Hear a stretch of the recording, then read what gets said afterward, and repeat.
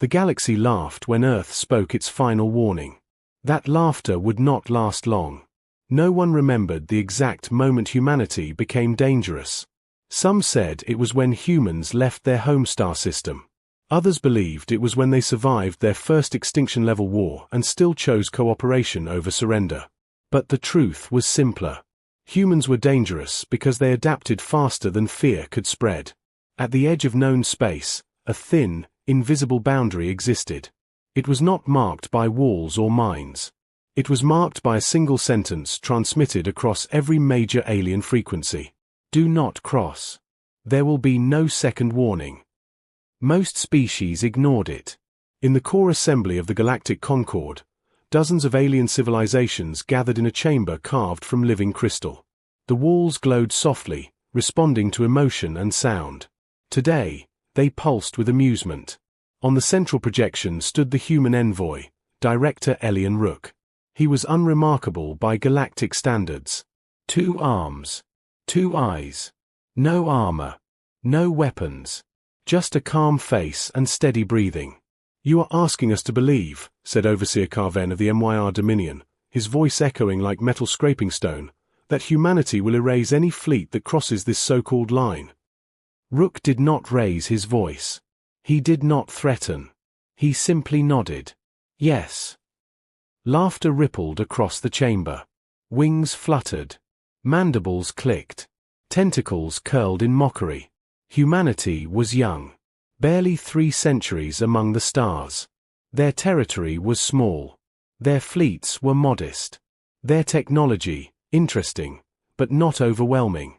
"You do not control trade routes," another delegate sneered.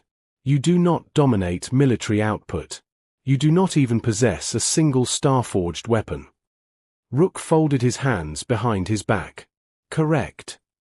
The laughter grew louder. "Then what gives you the authority to issue a final warning?" Carven demanded. Rook looked directly into the projection lens. "Experience." Silence fell for half a second. Not because they believed him, but because they were confused. "We learned something very early," Rook continued.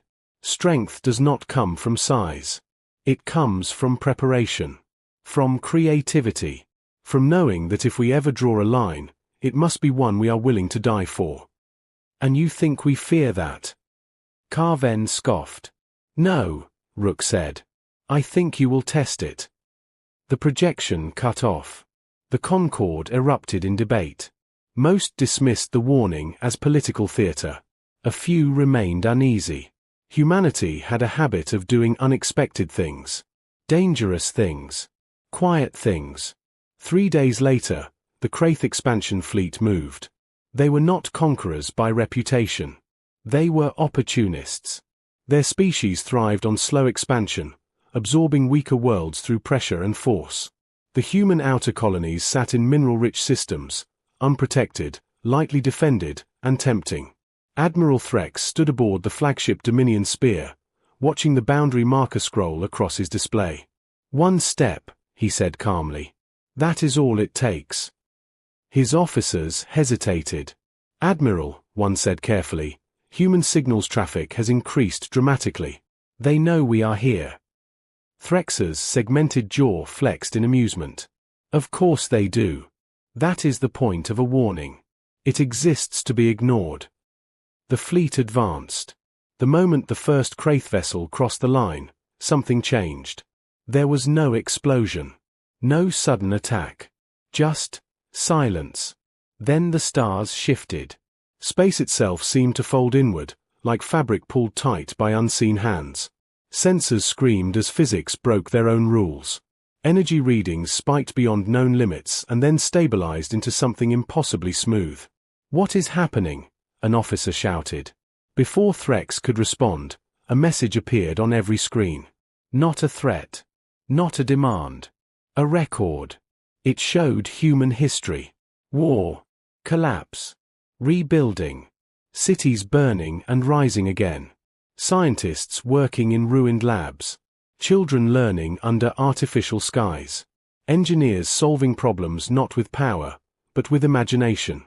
The message ended with a single sentence. We learned how to survive what should have killed us. Then the array activated. Across human space, ancient machines, hidden in asteroid belts, embedded in dead moons, anchored inside folded dimensions, came online. Not weapons in the traditional sense. They were systems designed to rewrite probability. The first Kraith ship did not explode. It simply failed to exist. Not destroyed. Not damaged. Removed. Reality corrected itself as if the ship had never been there. Panic spread instantly. Retreat. Threx ordered. All ships, reverse. Too late. The human system did not fire beams or missiles. It altered outcomes. Engines misfired in impossible ways. Navigation calculations returned contradictions. Shields protected against attacks that never came. Fleet cohesion collapsed in seconds. From Earth, Director Rook watched the feeds in silence. Around him stood engineers, mathematicians, artists, and philosophers. Humanity's defense was not built by soldiers alone. It was built by thinkers who asked a forbidden question. What if the universe could be persuaded instead of forced? One by one, the Kraith fleet vanished, not violently, but completely. The survivors fled, broadcasting warnings across every channel. Do not cross. The humans do not fight wars. They end them. When the last ship escaped, the system powered down. Earth did not pursue. Earth did not boast. They simply restored the line. Across the galaxy, fear replaced laughter. And for the first time in recorded history, ancient civilizations asked themselves a terrifying question. What else have humans prepared, and chosen not to use? The galaxy changed after the Kraith fleet vanished. Not overnight. Not loudly. But quietly, in the way predators grow cautious when prey stops running. Across hundreds of star systems, military councils replayed sensor data that made no sense. Ships erased without explosions. Physics behaving like a suggestion instead of a law. No weapons to counter. No shields to harden. Humanity had not just defended territory. They had introduced uncertainty into a universe that depended on predictable force. On Earth, there were no celebrations. In the deep command complex beneath the Pacific Plate, analysts worked without pause. Humans understood something the older species did not. Fear did not end conflict. It refined it. Director Elian Rook stood before a projection of the galactic map. Red markers showed hostile powers. Yellow showed neutral observers. Green showed allies, few, but growing. They will not attack directly again, said Commander Asher Velerin, head of strategic foresight. They will adapt. Rook nodded. So will we. Humanity's strength had never been brute power. It was curiosity under pressure. When threatened, humans did not ask how to hit harder. They asked how to think differently. Far beyond human space, in a region where stars were born and died violently, the Vel ascendancy convened. Unlike the Kraith, the Vel were ancient. Their civilization had survived for over 50,000 years by one method, learning from others' mistakes. They did not rush. They observed. Arch-intellect Sorin examined the data streams with cold precision. The humans did not destroy the fleet. They removed possibility. A subordinate shifted uneasily. Is that worse? Yes, Sorin replied. Because you cannot defend against an idea that does not need to attack you. The Vel proposed a different approach. If humanity could not be crushed, perhaps it could be contained. A signal was sent, not a fleet, not a threat, but an invitation. A neutral summit. A shared research initiative. A chance at cooperation. On Earth, the message arrived within seconds. Some leaders argued it was a trap. Others saw opportunity. Humanity debated openly, fiercely, and honestly. That too unsettled alien observers. Most species hid disagreement. Humans aired it. In the end, Earth agreed. The summit took place on a constructed station in deep space, equidistant from all territories. Human delegates arrived unarmed. So did the Vel. For the first time, Humans stood face to face with beings who did not underestimate them. "You are inefficient," Sorin said without insult. "Your species wastes energy on emotion, art, debate." Rook smiled slightly. "We consider those investments." Sorin studied him. "Your defense system. It required imagination beyond standard technological evolution. How did you develop it so quickly?" Rook did not answer directly. "How long did it take your species to master faster-than-light travel?" 3,000 years.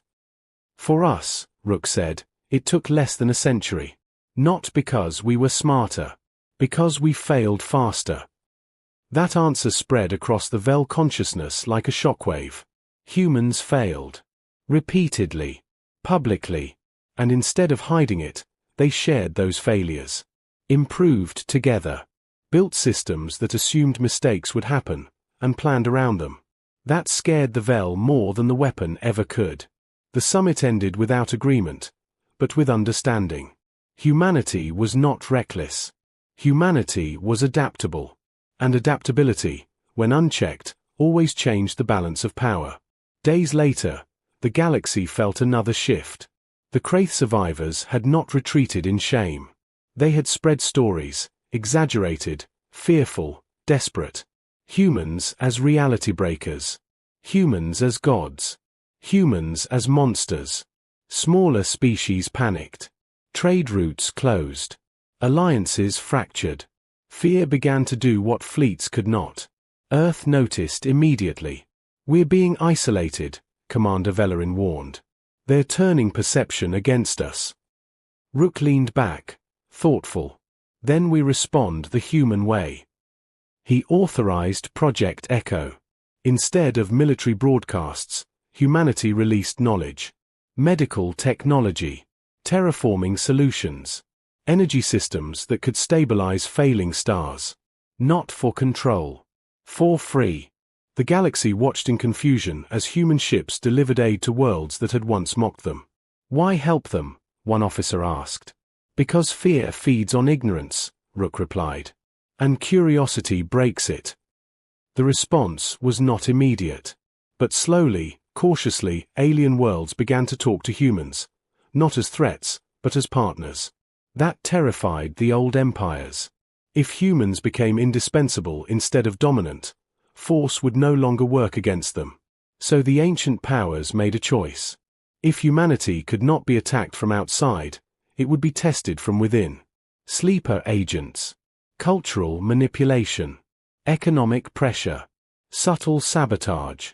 Methods refined over millennia. They underestimated one thing. Humans expected this. Human society had survived internal division long before it reached the stars. They had learned painful lessons about misinformation, manipulation, and control. They built systems not to prevent deception, but to expose it. When the first attempt surfaced, humans did not panic. They analyzed it, tracked it, learned from it, and quietly turned it back on its creators. Within months, alien-influenced networks collapsed, not through violence, but exposure. Evidence released. Patterns revealed. Truth weaponized with precision. Across the galaxy, whispers spread. "You cannot outthink them," some said. "They will find your weakness," others warned. And beneath it all, a new realization formed. Humanity was not trying to rule. They were trying to understand. And that made them unstoppable. At the edge of human space, far beyond the old line, something ancient stirred. A force older than the Concord. Older than the Vel. A presence that had watched civilizations rise and fall like sparks in the dark. It noticed humanity. And unlike the others, it did not laugh. It prepared. Long before humanity learned to shape fire, something ancient learned to shape silence. It had no name that could be spoken by mouths or stored in data. The younger civilizations knew it only through absence, regions of space where signals vanished, where stars dimmed without explanation, where entire histories ended without witnesses. Among the oldest species, it was called the Quiet Tide. Not a species. Not an empire. A corrective force. When civilizations reached a certain threshold, When curiosity outpaced wisdom, when expansion threatened balance, the quiet tide moved. Not with fleets or weapons, but with erasure. Clean. Absolute. Final. For millions of years, it had worked perfectly. Until humans. At first, the quiet tide ignored them. Humanity was loud, chaotic, short-lived by galactic standards. Most species burned bright and vanished. Humans would be no different. Then the Kraith fleet disappeared. Then probability bent. Then ancient predictive models failed. The quiet tide noticed. In its vast, distributed awareness, it examined humanity not as individuals, but as patterns. What it found disturbed it. Humans did not follow optimal paths. They explored inefficient ones. They did not converge toward uniform solutions. They diverged, argued, experimented. Where others sought stability, humans tolerated chaos and learned from it. That made them unpredictable. Unpredictability was dangerous. So the quiet tide decided to observe more closely. Across human space, instruments recorded anomalies. Deep space sensors detected distortions not tied to known physics. Explorers reported regions where navigation systems returned impossible results, maps folding inward, time measurements drifting. Human scientists did not panic. They got curious. Dr. Lena Ortiz stared at the data streams in disbelief. "It's not an attack," she said slowly. "It's a survey." Director Rook turned to her. "Survey for what?" "For us." The realization spread quickly. Humanity had crossed a threshold, not territorial, not technological, but conceptual. Something older than all known empires was measuring them.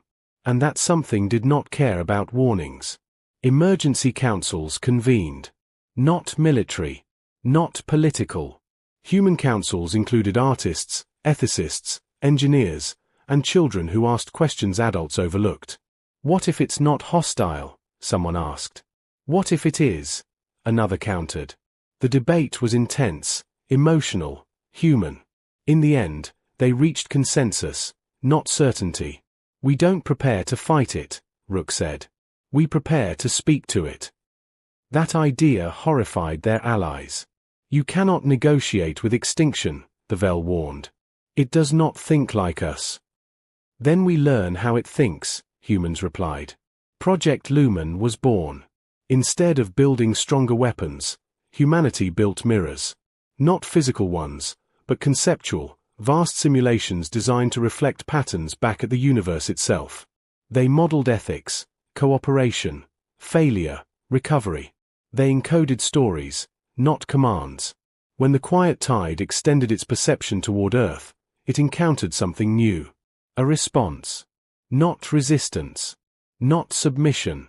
Communication. The signal was not words or images. It was structured experience, a compressed history of humanity's failures and recoveries. Wars that nearly ended them. Environmental collapse they barely survived. Choices that cost millions, and lessons that saved billions later. The quiet tide processed the data. For the first time in its existence, it hesitated. Humanity did not fit the pattern. They reached power thresholds, but did not stabilize into stagnation. They made catastrophic mistakes, but adapted instead of collapsing. They threatened balance, but also repaired damage they caused. They were inefficient, but resilient. The quiet tide had no category for this. So it did something unprecedented. It tested them. Without warning, a star near human space began to dim. Not explode. Not collapse. Fade. Entire systems dependent on it faced extinction within months. The galaxy held its breath. Other species waited for humanity to fail. Humanity responded immediately. Evacuations began, but evacuation alone would not save billions. Instead, humans did what they always did when faced with the impossible. They improvised. Scientists proposed stabilizing the star using energy redistribution. Engineers built structures while simulations were still incomplete. Civilian volunteers offered ships, labor, ideas. There were arguments. Mistakes. losses. But the work continued. As the star stabilized, something else happened. Human networks detected the quiet tide's observation. Humanity realized this was a test. They could have used the Prometheus array. They could have forced the issue.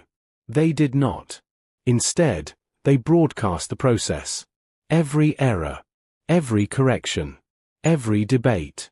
They let the galaxy, and the observer, see humanity struggle honestly. The star survived. The quiet tide retreated its focus. Across ancient space, systems recalibrated. For the first time in millions of years, the corrective force updated its criteria.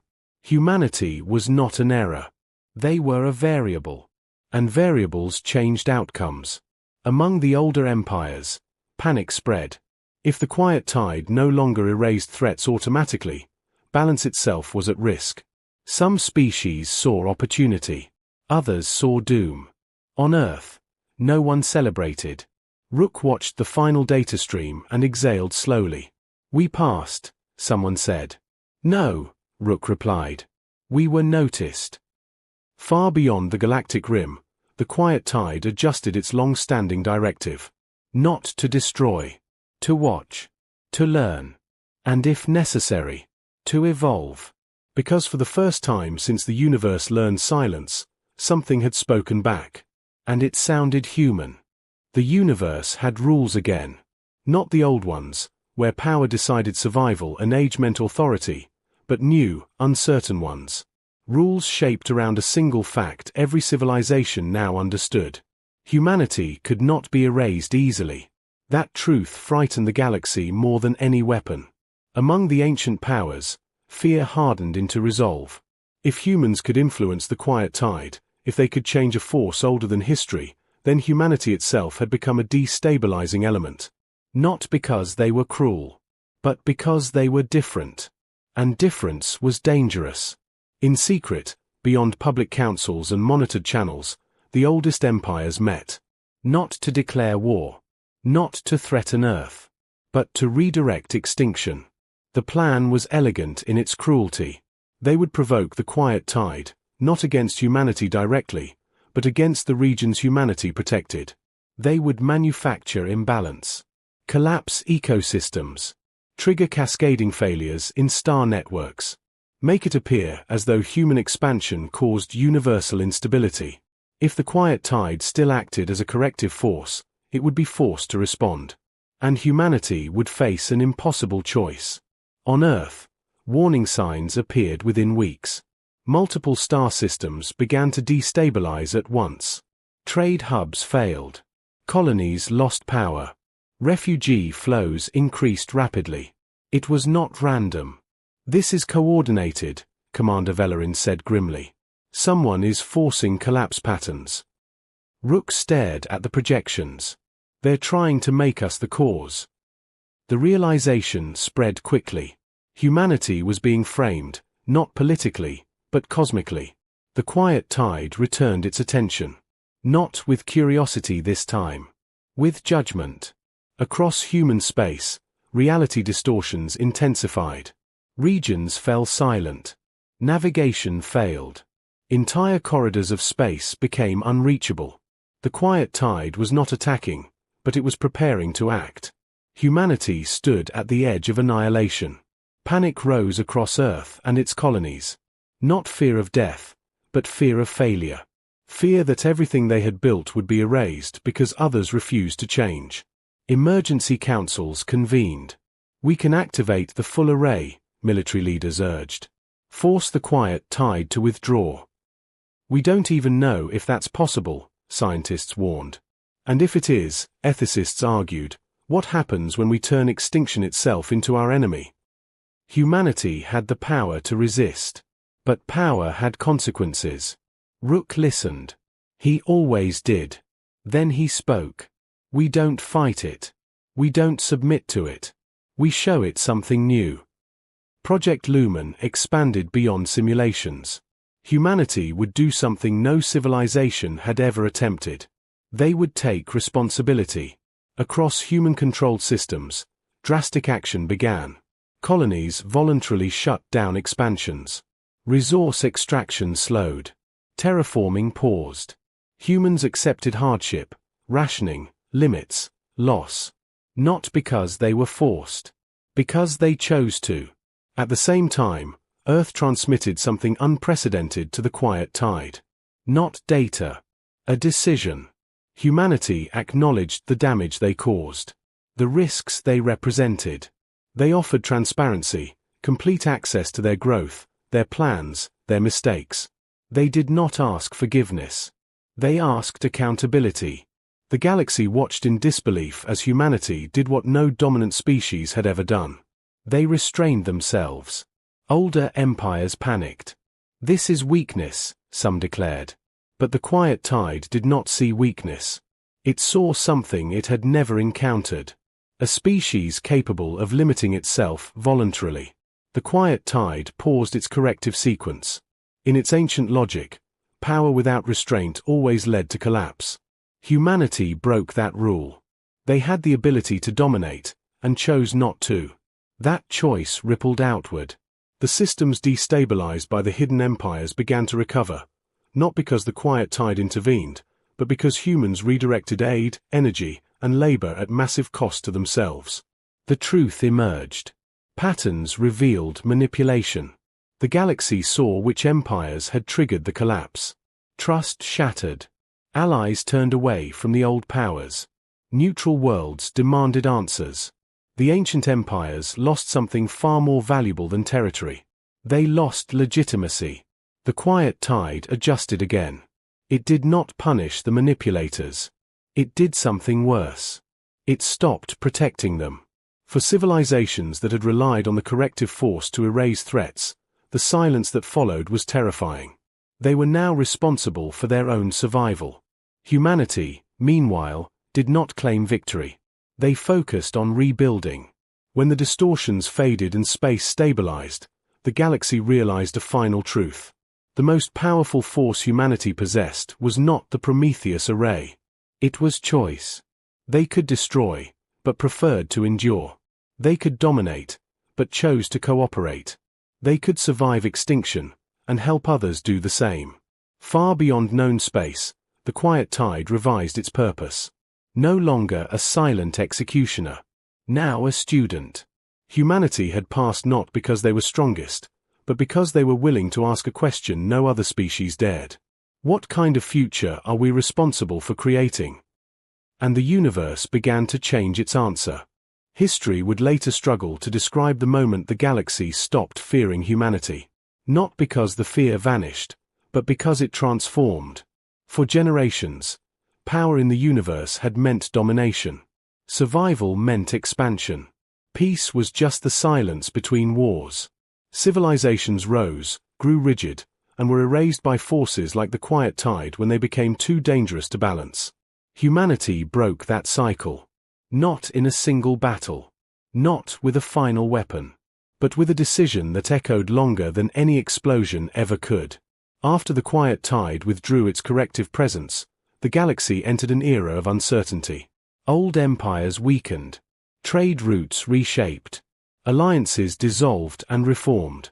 Without a cosmic force to erase mistakes, every civilization faced a terrifying truth. They were on their own. Many panicked. Some turned inward. Others armed themselves. A few lashed out in desperation. Minor wars erupted across distant regions, testing whether humanity's restraint was strength or delayed collapse. Earth did not intervene immediately. They watched. They listened. They learned. Humanity understood something most species did not. You could not force maturity. You could only model it. When violence threatened to spiral, humans did not send fleets. They sent mediators, engineers, relief ships. They helped stabilize economies, rebuild infrastructure, restored damaged ecosystems. And when talks failed, they did something radical. They walked away. "We will not rule you," Director Rook said in a broadcast heard across thousands of worlds. "And we will not save you from yourselves. But if you choose cooperation, we will stand with you." It was not a threat. It was a promise. Slowly, painfully, civilizations adapted. Some failed. Some vanished, not erased, but collapsed under their own refusal to change. Humanity mourned them, archived their histories, and learned from their mistakes. Others evolved. A new coalition formed, not an empire, not a ruling body, but a shared framework. Open science. Mutual defense agreements built on consent, not coercion. Conflict resolution systems designed around transparency instead of dominance. Humans did not lead by command. They led by example. Even the Vel ascendancy changed. Their arch-intellect acknowledged something unprecedented. We optimized for survival, Soren admitted. You optimized for growth. We now see the difference. Earth's warning, the line that once promised destruction, became something else entirely. It became a boundary of trust. Crossing it no longer meant erasure. It meant responsibility. Those who entered human space agreed to shared rules. Shared consequences. Shared futures. The Prometheus array still existed. So did humanity's capacity for unimaginable force. But it remained silent. Not because humans could not use it. Because they understood when not to. Far beyond the galactic rim, the quiet tide observed the transformation with something close to wonder.